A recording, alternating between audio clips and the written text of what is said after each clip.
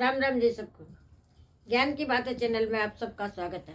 उम्मीद करती हूँ कि आप स्वस्थ होंगे, खुश होंगे, निरोग होंगे।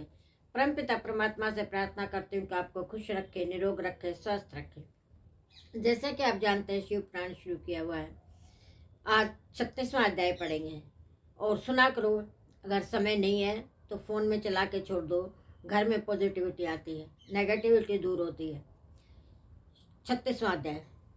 ब्रह्मा जी कहते हैं, श्री विष्णु आदि देवताओं द्वारा की हुई स्तुति सुनकर सबकी उत्पत्ति हेतु भगवान शंकर बड़े प्रसन्न हुए और जोर जोर से हंसने लगे।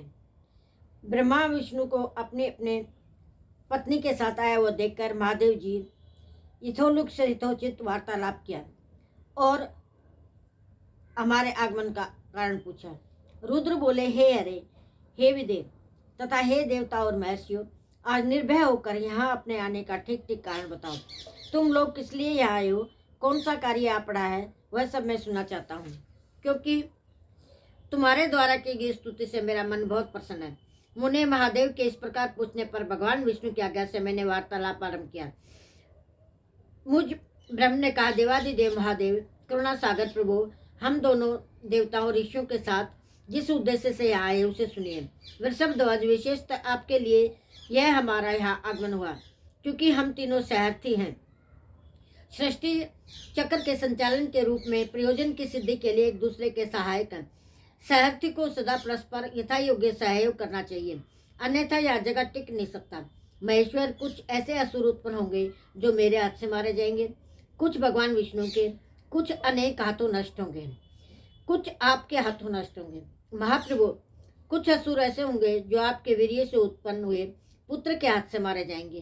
प्रभु, कभी कोई विरले ही असुर ऐसे होंगे जो माया के हाथों के द्वारा वध को प्राप्त होंगे। आप भगवान शंकर की कृपा से देवताओं को सदा उत्तम सुख प्राप्त होगा। घोर असुर का विनाश करके आप जगत को सदा स्वास्थ्य एवं अभय प्रदान करेंगे, अथवा यह भी संभव है कि आपके हाथ से कोई भी असुर न मर जाए, क्योंकि आप सदा योग युक्त रहते हुए राग द्वेष से रहित हैं तथा एकमात्र दया करने में लगे रहते हैं। यदि वे असुर भी अपराधित हों, आपकी दया से अनुग्रहित रहे तो सृष्टि और पालन का कार्य कैसे चल सकता है। अतएव वृषभध्वज, आपको प्रतिदिन सृष्टि आदि के उपयुक्त कार्य करने के लिए उद्यत रहना चाहिए। यदि सृष्टि पालन और संहार रूप कर्म न करके, तब तो आपकी माया से भिन्न भिन्न शरीर धारण किए हैं, कोई उपयोगिता अथवा औचित्य ही नहीं है। वास्तव में हम तीनों एक ही हैं, कार्य के भेद भिन्न भिन्न देह धारण करके स्थित है। यदि कार्य भेद न सिद्ध हो, तब तो हमारे रूप भेद का कोई प्रयोजन ही नहीं है। देव एक ही परमात्मा महेश्वर तीन रूपों में अभिव्यक्त हुए हैं। इस रूप भेद में अपनी माया ही के कारण है। वास्तव में प्रभु स्वतंत्र हैं, वे लीला के उद्देश्य से सृष्टि आदि कार्य करते हैं। भगवान श्री हरि उनके बाएं अंग से प्रकट हुए हैं, मैं ब्रह्मा उनके दाएं अंग से। आप रुद्रदेव सदाशिव के हृदय से आविर्भाव हुए, अतः आप ही शिव के पूर्ण रूप हैं। प्रभु, इस प्रकार अभिन्न रूप होते हुए भी हम तीनों रूपों में प्रकट हैं। सनातन देव, हम तीनों उन्हीं भगवान सदाशिव और शिवा के पुत्र हैं। इस यथार्थ तत्व का आप हृदय से अनुभव कीजिए। मैं और विष्णु आपके आदेश से प्रसन्नता पूर्वक लोक की सृष्टि और पालन का कार्य कर रहे हैं। कार्य कारणवश सपत्निक भी हो गए हैं, अतः आप भी विवाहित लिए तथा देवताओं को सुख पहुंचाने के लिए एक परम सुंदरी रमणी को अपनी पत्नी बनाने के लिए ग्रहण करें। महेश्वर, एक बात और है, उसे सुनिए। मुझे पहले के वृत्तांत का स्मरण हुआ है। पूर्व काल में आपने ही शिव रूप से जो बात हमारे सामने कही थी, वह इस समय सुना रहा हूँ। आपने कहा था, ब्राह्मण, मेरा ऐसा ही उत्तम रूप तुम्हारे अंग विशेष ललाट से प्रकट होगा, जिसके लोक में रुद्र राम से प्रसिद्धि होगी। तुम ब्रह्मा सृष्टिकर्ता हो गए हो, श्री हरि जगत का पालन करने वाले हुए, और मैं सगुण रुद्र रूप होकर संहार करने वाला होऊंगा। एक स्त्री के साथ विवाह करके लोक के उत्तम कार्य की सिद्धि करूंगा। अपनी कही हुई इस बात को याद करके आप अपनी ही पूर्व प्रतिज्ञा को पूर्ण कीजिए। स्वामीन, आपका ये आदेश है कि मैं सृष्टि करूं, श्री हरि पालन करें और आप स्वयं संहार के हेतु बनकर प्रकट हों। सो आप साक्षात शिव ही संहारकर्ता के रूप में प्रकट हुए हैं। आपके बिना हम दोनों अपना अपना कार्य करने में समर्थ नहीं है। अतः आप एक ऐसी कामनी को स्वीकार करें जो लोकहित के कार्य में तत्पर रहे। जैसे लक्ष्मी भगवान विष्णु की, सावित्री मेरी सहधर्मिणी है, उसी प्रकार आप इस समय अपने जीवन सहचरी प्राण वल्लभा को ग्रहण करें। मेरी ये बात सुनकर लोकेश्वर महादेव जी के मुख पर मुस्कुराहट दौड़ गई। श्री हरि सामने मुझसे इस प्रकार बोले। ईश्वर ने कहा, ब्राह्मण, अरे तुम दोनों मुझे सदा ही अत्यंत प्रिय हो। तुम दोनों को देखकर मुझे बड़ा आनंद मिलता है। तुम लोग समस्त देवता में श्रेष्ठ, त्रिलोकी के स्वामी हो, लोकहित के कार्य में मन लगाए रहने वाले। तुम दोनों का वचन मेरी दृष्टि में अत्यंत गौरवपूर्ण है, किंतु सुरश्रेष्ठ गण, मेरे लिए विवाह करना उचित नहीं होगा, क्योंकि मैं तपस्या में संलग्न रहकर सदा संसार से व्यक्त ही रहता हूँ और योगी के रूप में मेरी प्रसिद्धि है, जो निवृत्ति के सुंदर मार्ग पर स्थित है। अपने आत्मा में ही रमण करता हूँ, आनंद मनाता हूँ, निरंजन माया से निर्लिप्त है, जिसका शरीर अवधूत है, जो ज्ञानी, आत्मदर्शी और कामना से शून्य है, जिसके मन में कोई विकार नहीं है, जो भोगों से दूर रहता है तथा जो सदा अपवित्र और अमंगल वेशधारी है, उसे संसार में कामिनी से क्या प्रयोजन। यह इस समय मुझे बताओ तो सही। मुझे तो सदा केवल योग में लगे रहने पर ही आनंद आता है। ज्ञानहीन पुरुष योग को छोड़कर भोग को अधिक महत्व देता है। संसार में विवाह करना प्राय बंधन में बंधना है, इसे बहुत बड़ा बंधन समझना चाहिए। इसलिए मैं सत्य सत्य कहता हूँ, विवाह के लिए मेरे मन में थोड़ी सी भी अभिरुचि नहीं है। आत्मा ही अपना उत्तम अर्थ और स्वार्थ है। उसका भली भांति चिंतन करने के कारण मेरी लौकिक स्वार्थ में प्रवृत्ति नहीं होती। तथापि जगत के हित के लिए तुमने जो कुछ कहा है उसे करूँगा। तुम्हारे वचन को गरिष्ठ मानकर अथवा अपने कही हुई बात को पूर्ण करने के लिए मैं अवश्य विवाह करूँगा, क्योंकि मैं सदा भक्तों के वश में रहता हूँ। परंतु मैं जैसी नारी को प्रिय पत्नी के रूप में ग्रहण करूंगा और जैसी शर्त के अनुसार करूंगा, उसे सुनो।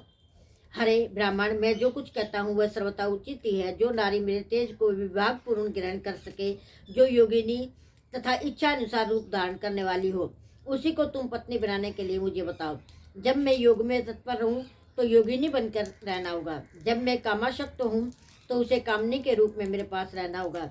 वेद वेता विद्वान जिन्हें अविनाशी बतलाते हैं, उन्हें ज्योति स्वरूप सनातन शिव का मैं सदा चिंतन करता हूँ और करता रहूंगा। ब्राह्मण, उन सदाशिव के चिंतन में जब मैं न लगा हूँ तब उस भामिनी के साथ मैं समागम कर सकता हूँ। जो मेरे शिव चिंतन में विघ्न डालने वाली होगी वह जीवित नहीं रह सकती।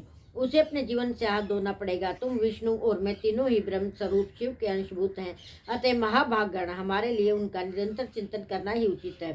कमलासन, उनके चिंतन के लिए मैं बिना विवाह के भी रह लूंगा, किंतु उनका चिंतन छोड़कर विवाह नहीं करूंगा। अतः तुम मुझे ऐसी पत्नी प्रदान करो जो सदा मेरे क्रम के अनुकूल चल सके। ब्राह्मण, उसमें भी मेरी एक और शर्त है, उसे सुनो। यदि उस स्त्री का मुझ पर मेरे वचन पर अविश्वास होगा तो मैं उसे त्याग दूंगा। उनकी ये बात सुनकर मैंने और श्री हरि ने मंद मुस्कान के साथ मन ही मन प्रसन्नता का अनुभव किया। फिर मैं विनम्र होकर बोला, नाथ महेश्वर प्रभु, आपने जैसी नारी की खोज आरंभ की है, वैसी ही स्त्री के विषय में आपको प्रसन्नता पूर्वक कह रहा हूँ। साक्षात सदाशिव की धर्म पत्नी जो उमा है, वे ही जगत का कार्य सिद्ध करने के लिए भिन्न भिन्न रूप में प्रकट हुई है।